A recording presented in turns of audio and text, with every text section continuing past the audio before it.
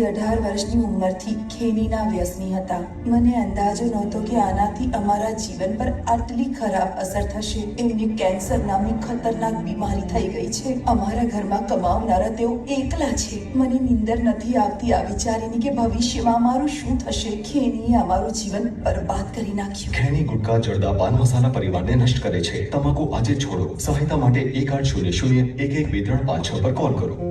સંશોધન દેખાડે છે કે ધૂમ્રપાન છોડ્યાના 20 મિનિટ પછી તમારા લોહીનું દબાણ સામાન્ય થઈ જાય છે.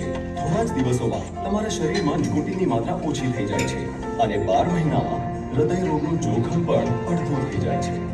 પણ હમણાં ધૂમ્રપાનના કારણે તમે હૃદય રોગના ખૂબ જ નજીક છો. બીડી સિગરેટનું દરેક ફૂંક જીવલેણ છે. તમાકુ આજે છોડો. મદદ માટે કોલ કરો 1800-112356.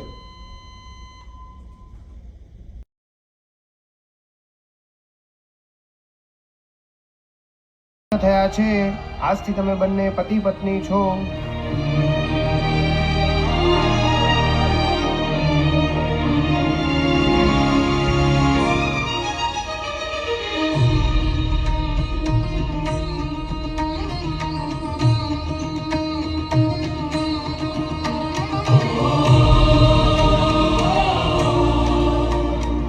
શું થયું?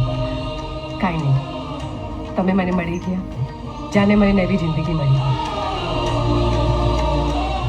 મારા જીવનમાં પણ તારા આવવાથી ખુશીઓનો રંગ ભરાઈ ગયો છે અને હું તને વચન આપું છું કે આજ પછી તારા જીવનમાં હું દુઃખનો છાંયડો પણ નહીં આવવા દઉં. જોયું ભાભી, મારો ભાઈ. ચલો ચલો આપણે ઘરે. અંકિતા આપણી રાહ જુએ છે.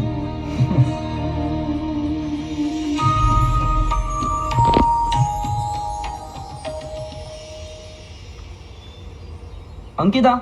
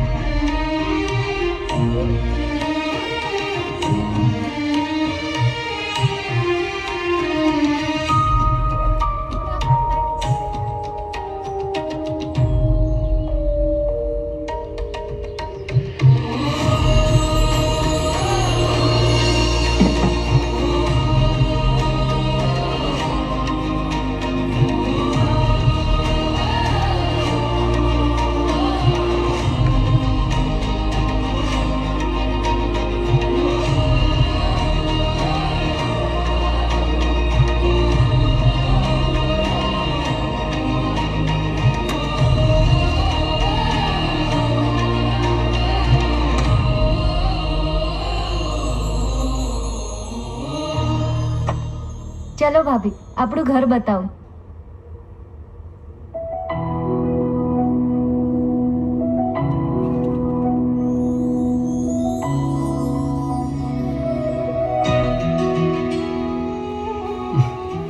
હવે તારા આવવાથી આ ઘર ઘર બનશે. હા ભાભી, હવે તમે આવી ગયા છો ને એટલે આ અધૂરો પરિવાર પૂરો થઈ જશે. હું ને ભાઈ નાના હતા ત્યારે જ મા બાપનો સાથ છૂટી ગયો. પણ ભાભી, ભાઈએ કદી મને મા બાપની કમીનો અહેસાસ જ થવા નથી દીધો.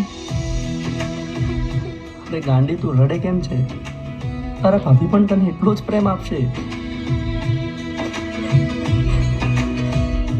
જો, હું તમને બંનેને કહી દઉં છું, આ ઘરમાં કોઈની આંખમાં આંસુ ના આવવું જોઈએ, નહીંતર તમારા લોકોની ખેર નહીં. પ્રોમિસ.